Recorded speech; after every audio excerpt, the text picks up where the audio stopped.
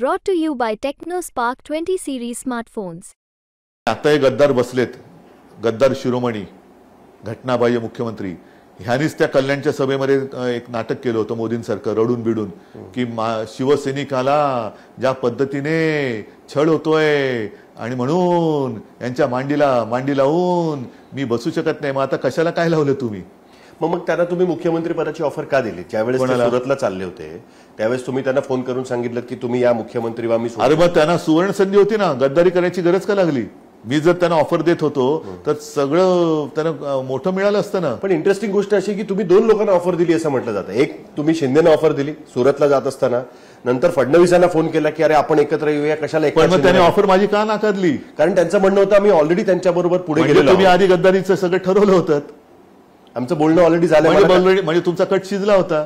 जर मी तुम्हाला फोन करून समोरून ऑफर दिली असं तुम्हाला दिली होती की नव्हती दिली? नाही दिली नव्हती, पण ऑफर दिली. आता असं धरून चला मी दिली तर मग असं तुम्हाला चोरून खायला आवडेल का मानाने खायला आवडेल?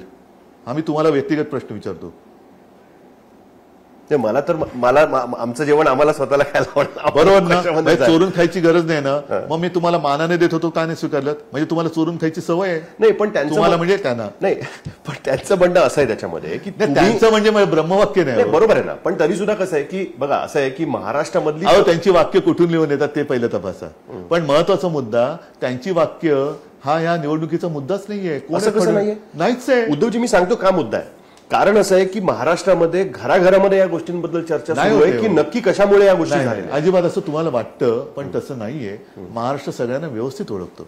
काही वेळेला तुम्हाला काय, मला पण असं वाटतं अरे आपण यांच्यापेक्षा थोडं शाणे, त्यांना समजून सांगायला पाहिजे. पण ती लोक खूप समजदार आहेत.